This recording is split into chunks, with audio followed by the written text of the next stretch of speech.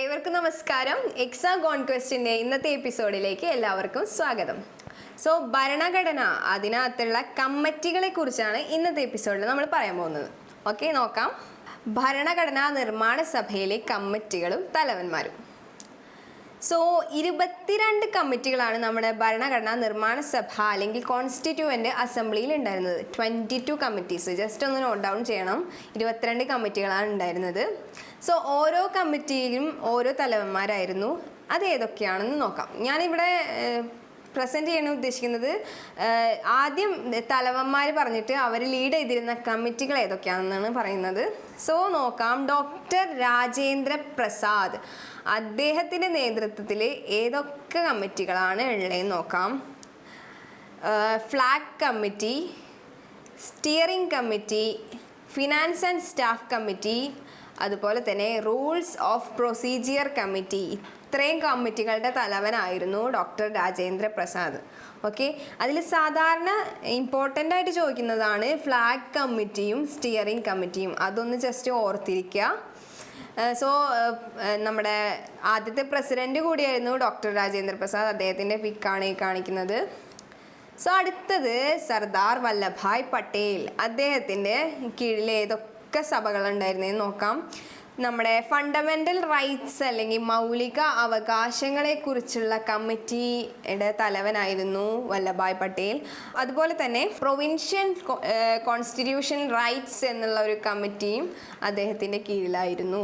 ഇത് ജസ്റ്റ് ഒന്ന് ഓർത്തിരിക്കുക. അതിൽ ഏറ്റവും ഇമ്പോർട്ടൻ്റ് ആയി ചോദിക്കാൻ സാധ്യതയുള്ളത് ഫണ്ടമെൻ്റൽ റൈറ്റ്സ് കമ്മിറ്റിയുടെ ചെയർമാൻ ആരായിരുന്നു എന്നാണ്. So Vallabhbhai Patel.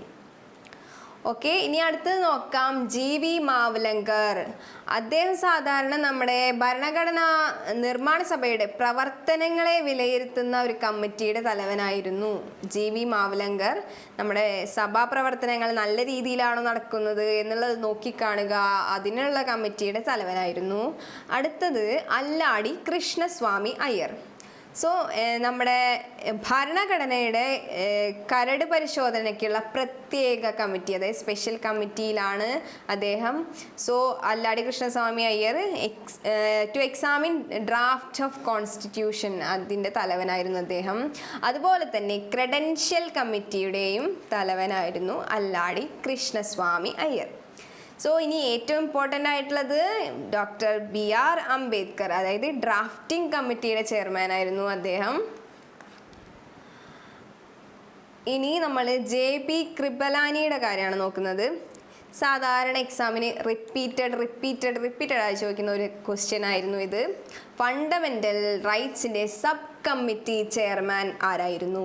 So fundamental rights കമ്മിറ്റിയുടെ ചെയർമാൻ നമ്മുടെ വല്ലഭായ് പട്ടേൽ ആയിരുന്നു. അതിൻ്റെ സബ് കമ്മിറ്റിയുടെ ചെയർമാൻ, അതായത് മൗലിക അവകാശങ്ങളുടെ സബ് കമ്മിറ്റിയുടെ ചെയർമാൻ ആയിരുന്നു JB കൃപലാനി. സോ നമ്മുടെ JB കൃപലാനി നമ്മുടെ പട്ടേലും നിൽക്കുന്ന പിക്കാണിത്.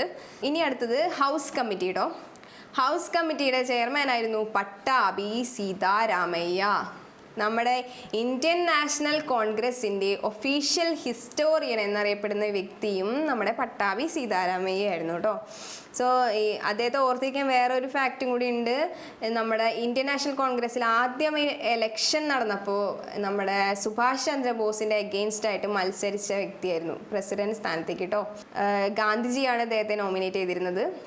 ഇനി അടുത്തത് HC മുഖർജിയാണ്. ഹരേന്ദ്ര കുമാർ മുഖർജി. നമ്മുടെ ആദ്യത്തെ മുൻ പ്രസിഡൻ്റായിരുന്ന പ്രണബ് മുഖർജിയുടെ പിതാവാണ് ഈ HC Mukherjee. So minority sub കമ്മിറ്റീസിനെ കുറിച്ച്, അതായത് ന്യൂനപക്ഷത്തെ കുറിച്ച് പഠിക്കാനുള്ള സബ് കമ്മിറ്റിയുടെ തലവനായിരുന്നു HC മുഖർജി. അതുപോലെ തന്നെ അടുത്തത് ഗോപിനാഥ് ബർദോളി, അതായത് north east frontiers, tribal areas, അതിനെക്കുറിച്ചുള്ള പഠനത്തിൻ്റെ കമ്മിറ്റിയുടെ തലവനായിരുന്നു ഈ ഗോപിനാഥ് ബർദോളി. അതുപോലെ തന്നെ ഈ ആസാം ഇൻക്ലൂഡഡ് ആയിട്ടുള്ള ഏരിയാസാണ് ഉദ്ദേശിച്ചിരിക്കുന്നത്. ഈ ഒരു സെയിം കമ്മിറ്റിയുടെ സബ് കമ്മിറ്റി ഉണ്ടായിരുന്നു, അതിൻ്റെ തലവനായിരുന്നു AV താക്കർ എന്ന് പറയുന്നത്. ഓക്കെ, അടുത്തത് ഓർഡർ ഓഫ് ബിസിനസ്, അതിൻ്റെ തലവനായിരുന്നു നമ്മുടെ KM മുൻഷി. ഓക്കെ, ഇവിടെ KM മുൻഷിയാണ്.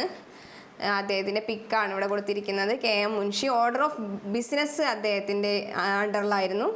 അടുത്തത് ജവഹർലാൽ നെഹ്റു. അദ്ദേഹത്തിൻ്റെ യൂണിയൻ വെച്ചിട്ടുള്ള കമ്മിറ്റികളൊക്കെ ഓൾമോസ്റ്റ് ജവഹർലാൽ നെഹ്റുവിൻ്റെ അണ്ടറിലാണ്. സോ യൂണിയൻ കോൺസ്റ്റിറ്റ്യൂഷൻ കമ്മിറ്റി, അതുപോലെ തന്നെ യൂണിയൻ പവർ കമ്മിറ്റി, ഇതൊക്കെ നമ്മുടെ ജവഹർലാൽ നെഹ്റുവിൻ്റെ അണ്ടറിലാണ്.